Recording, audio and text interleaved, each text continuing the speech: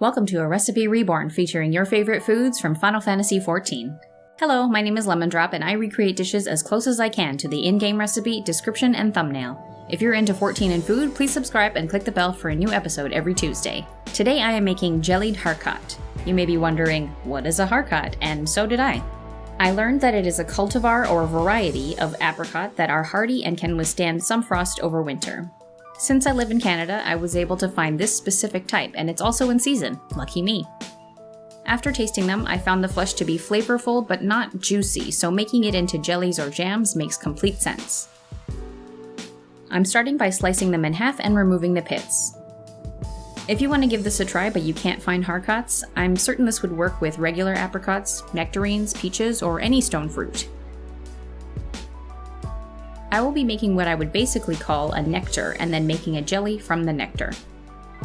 These go into a pot so I can cover them with water to simmer for about 30 minutes. As usual, you will find times, temperatures, and measurements in the description.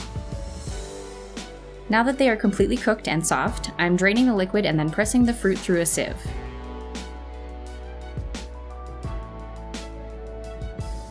I need about 2 cups of nectar, so I'm adding back some of the drained liquid. To make it extra smooth, I'm passing it through the sieve again, but this time I've lined it with the cheesecloth.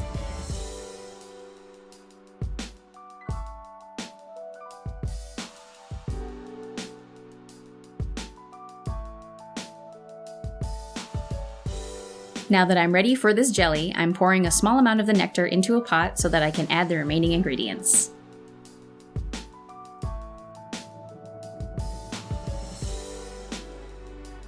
I'm whisking to make sure everything is completely dissolved before pouring in the remaining nectar. I'm whisking again because I want to be extra sure the gelatin is evenly distributed. I transferred the mixture to a spouted measuring cup so that I can pour it into my dessert glasses. I tried to pop the surface bubbles with a skewer, but then I remembered this pro tip: a lighter is super effective. These go into the fridge to set. Mine took about 4 hours. Now all that's left to do is garnish with a few Harcot slices and enjoy this lovely summer dessert. This is a really nice way to eat this kind of fruit. Since there are still some fruit solids, the texture is really smooth and velvety instead of watery like a clear Jell-O.